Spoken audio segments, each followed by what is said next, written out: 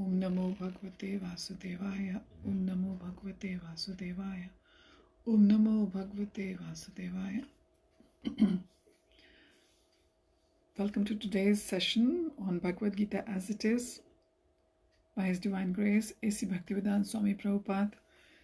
We are on chapter 14 at the moment, the three modes of material nature. We're going to begin it today. This chapter has got 27 verses.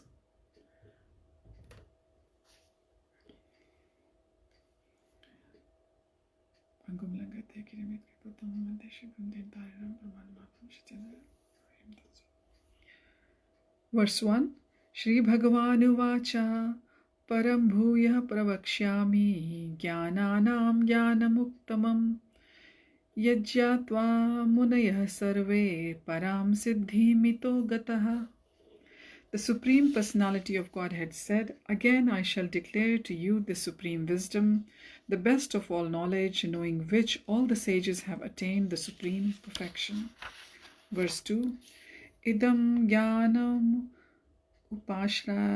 upashritya mama sadharma gataha sarge pino pajayante pralayena vyathanti cha. By becoming fixed in this knowledge, one can attain to this transcendental nature like my own. Thus established, one is not born at the time of creation or disturbed at the time of dissolution. Verse 3. Mama yonir mahad brahma tasmin garbham dadhamyaham sambhavah sarva bhutanam tato bhavati bharata. Translation. The total material substance called Brahman is the source of birth, and it is that Brahman that I impregnate, making possible the births of all living beings, O son of Bharata. Verse 4. Sarva yonishu kaunteya murtaya sambhavanti ya tasam brahma mahadyo nirham bija pradah padpita. It should be understood that all species of life, O son of Kunti, are made possible by birth in this material nature, and that I am the seed-giving father. Verse 5. Sattvam rajastam iti gunaha prakriti sambhavaha nibadhananti mahabaho dehe dehinam vyayam. Material nature consists of three modes: goodness, passion, and ignorance. When the eternal living entity comes in contact with nature, O mighty armed Arjun, he becomes conditioned by these modes.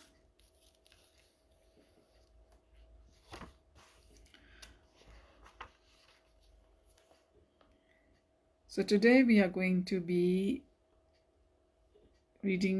discussing all about the three modes of material nature. This is chapter 14, and going to find out how the soul is conditioned by the modes. This glorification of the knowledge, how the soul contacts the matter, and so on.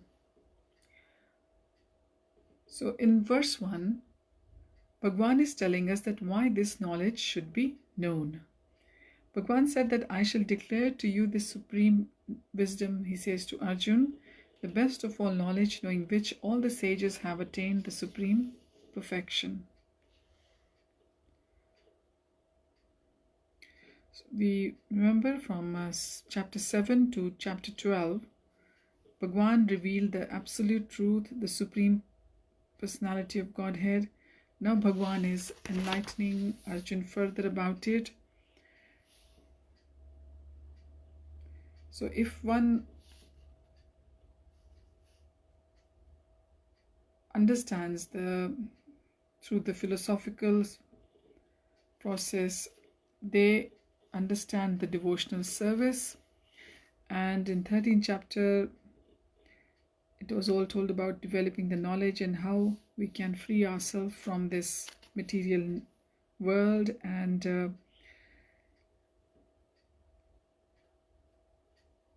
the association of the three modes of nature makes a human being wrapped up or entangled in this material world. And now Bhagwan is going to tell us all about the modes of material nature and how they act on us, how they have hold on us, and how we can use the modes to our advantage if we wish. And these three modes will be talked about in detail in this chapter. So, getting free from the bondage of the three material modes is actually the liberation of a living entity. Verse 2 tells us how Bhagwan is telling that how becoming fixed in the knowledge one can attain to the transcendental nature like Bhagwan himself. And if you get to the transcendental nature like God, then at the time of birth or at the time of dissolution of this material world,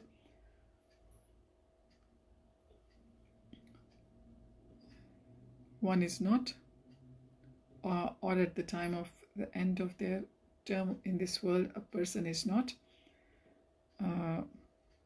disturbed.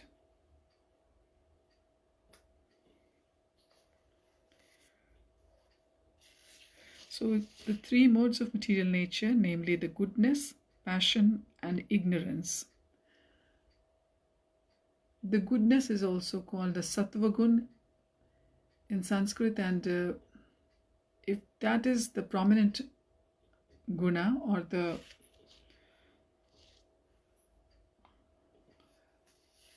mode prevalent in a person, then that person is always having long-term happiness in themselves, and they are not disturbed by little things and little temporary inconveniences. A person who has got the mode of passion or the rajas gun predominant in them, that person is always looking for the immediate short-term success. And the person who has got the mode of ignorance prevalent or dominating them, then that person is not able to achieve happiness in the material world, but rather they are always disturbed by one thing or another. And in the material world we see that this is the way living beings are being conditioned and are there in this material world and going through their lives. So in chapter 3, Bhagwan is telling us in verse 3, God is going to tell us how to transcend the cycle of birth and death.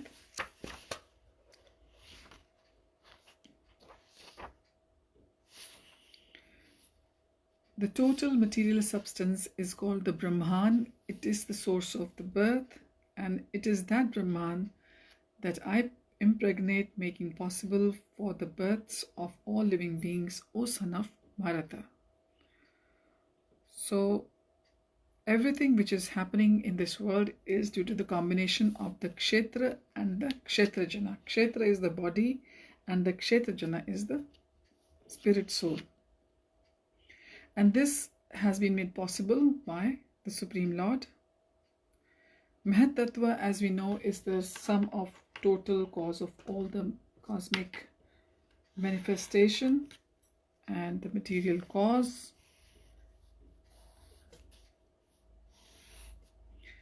And sometimes it is in which, the three modes are also there, and sometimes it is also called Brahman. In the Mundak Upanishad 1.1.9, Tasmad etad Brahma Nam Rupam Annam Cha Jayate, the Supreme Person impregnates that Brahman with the seeds of the living entities. The 24 elements, beginning from earth, water, fire, and air, are all material energy. This is just a recap Prabhupada is giving us in the purport. And they are also called Mahad Brahma, and we know that there's another superior nature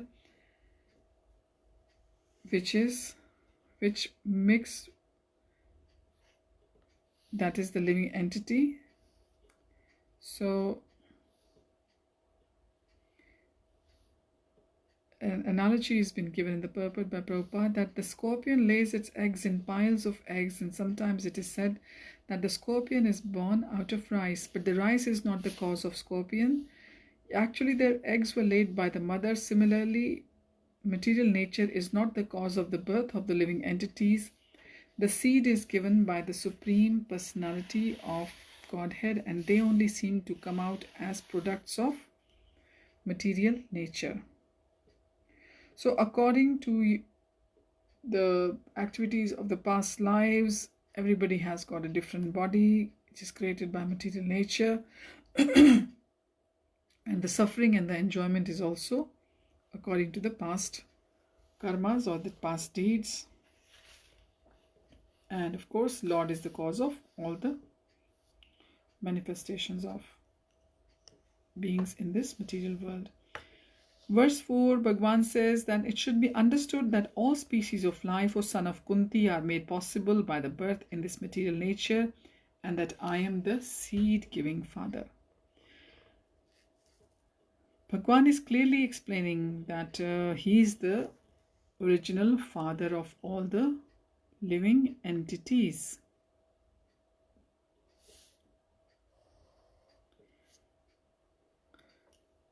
And not only on this planet, but other planets also have got living species. And there are entities we know within the water, within the earth, and also within fire as well. So Krishna is the seed-giving father of all. And the birth is according to the past deeds of an entity in its past life. According to that, they get the next birth. In verse 5,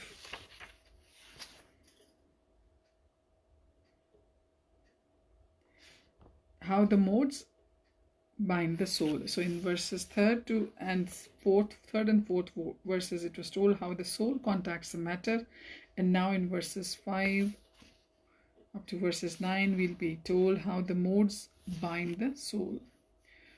So in verse 5, Bhagavan says the material nature consists of 3 modes: goodness, passion, and ignorance, sattva, rajas, and tamas. When the eternal living entity comes in contact with the nature, O mighty armed Arjun, he becomes conditioned by these 3 modes. The living entity is transcendental, but it has got nothing to do with the material nature. It becomes conditioned by the material world. So we are all acting under the spell or under the illusion of the 3 modes of material nature, because we all have got different bodies, and the 3 modes, they affect us all differently. And these 3 modes, the goodness, passion, and ignorance, they are actually the cause of the happiness and distress we experience in this world within our bodies, due to our bodies, because our bodies, they get affected by the modes of nature.